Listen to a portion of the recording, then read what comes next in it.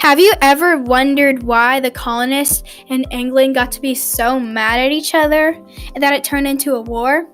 Well, I'll tell you why. It started off in the beginning. France and England fought off land. It was the Ohio River Valley. They both wanted the land a lot, so they had a war for it, a 7-year war. And in the end of the war, the winner was England. And if you fight a 7-year war, you fight a 7-year war with all this money, in the end you probably get into a lot of debt. So England had lots and lots of debt at the end of the war. After the French and Indian War came the Proclamation of 1763. Since the colonies thought, we have all this new land, we can just move to it. So that's what they did, and the Native Americans were there first. And they thought that the colonies were threatening them to move, so they destroyed their homes, and over 2,000 colonists died. King George saw this and thought, they're all dying, why are they moving? We have to make a law that the colonists and anyone can't move past the Appalachian Mountains.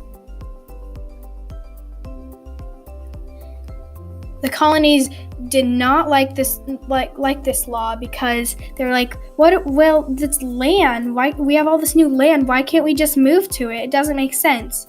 So they didn't follow the law and they did it anyway. After the Proclamation of 1763 came the Quartering Act.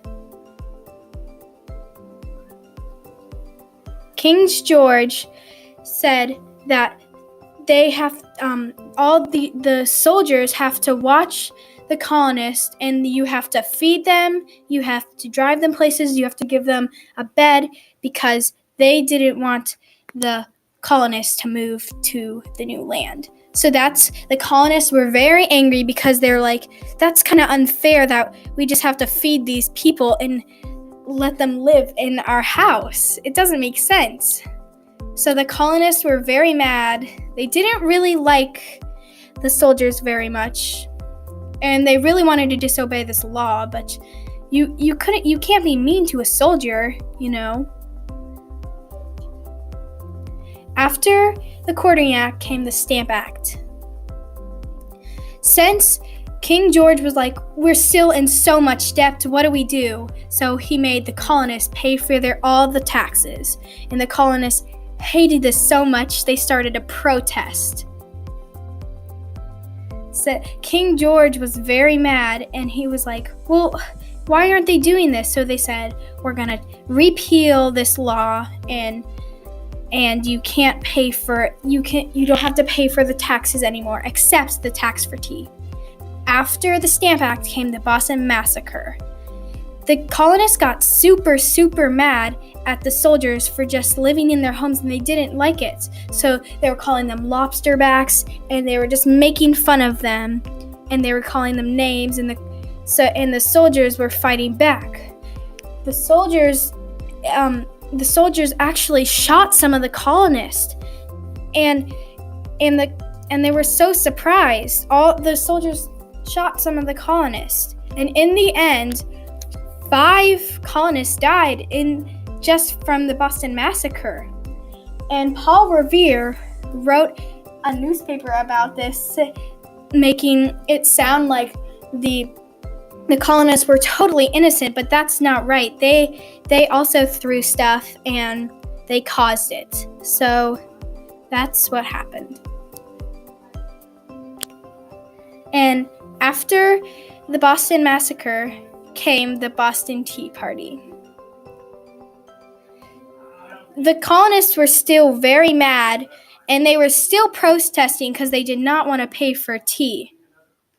So they decided they would dress up as Native Americans, and they would go onto a ship and pour out all the tea so they would not be able to pay for the taxes.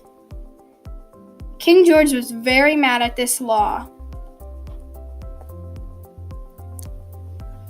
After the Boston Tea Party came the Intolerable Act. Since King George saw this, he decided that the Boston Harbor would be closed, so no one could go there, and a lot of people lost their jobs. And the colonists had to went all the way to Philadelphia with all the other colonies, and they discussed about this, and they decided what to do. So that's how the colonists got madder and madder, and it just got lots of tension until it came a war for the colonies to be a free country. And so there you go. That's how the colonies and English were very mad at each other. Thanks for watching.